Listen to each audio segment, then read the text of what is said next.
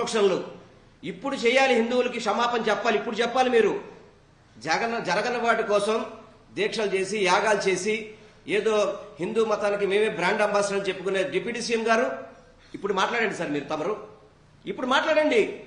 ఏం జరుగుతుంది మీ కూటమి ప్రభుత్వంలో? ఇంతకంటే అన్యాయం ఎక్కడ జరుగుతుందా? టీటీడీలో మందు తాగే టీటీడీ తిరుమల దేవస్థానంలో కొండ మీద మందు కొట్టి అక్కడ హల్చల్ చేస్తున్నారు. బెల్ట్ షాపులు పెడుతున్నారని మీరే చెప్తున్నారు. అక్కడ కోడిగుడ్డు ఎగ్ బిర్యానీలు తింటున్నారు.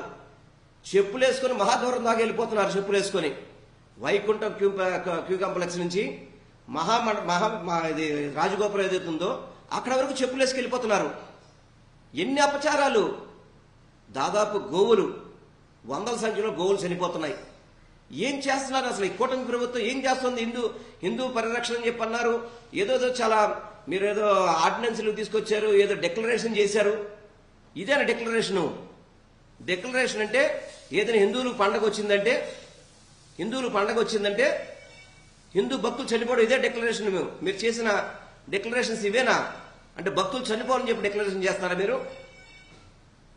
నిజంగా చెప్తున్నాను, ఈ కూటమి ప్రభుత్వం అనేది మాత్రం అరాచకంగా హిందూ భక్తుల మీద కానీ, హిందూ దేవాలయాల మీద కానీ, వాళ్ళ మనోభావాలు దెబ్బతీసే విధంగా కానీ, హిందూ దేవాలయాల్లో కనీస సౌకర్యాలు కూడా చేయలేని అసమర్థ ప్రభుత్వం ఈ కూటమి ప్రభుత్వం. ఈ కూటమి ప్రభుత్వం అసమర్థ ప్రభుత్వం. విజయవాడ దుర్గగుడి దేవాలయంలో భక్తులకి బంగారం కారులో పెడితే బంగారాలు మాయమైపోతున్నాయి.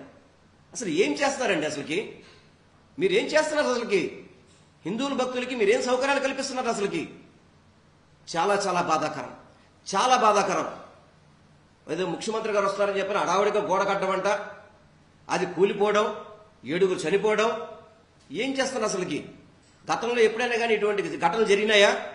కేవలం కూటమి ప్రభుత్వంలోనే పుష్కరాల్లో మనుషులు చనిపోవడం, ముక్కోట ఏకాదశికి మనుషులు చనిపోవడం, అదేవిధంగా ఈరోజు చంద్రోత్సవానికి మనుషులు చనిపోవడం, భక్తులు చనిపోవడం. ఏంటండి ఇది? కూటమి ప్రభుత్వం హిందూ దేవాలయాల మీద అపచారాలు జరుగుతున్నాయి. ఆ రోజు కాదు సంప్రోక్షణలు, ఇప్పుడు చెయ్యాలి.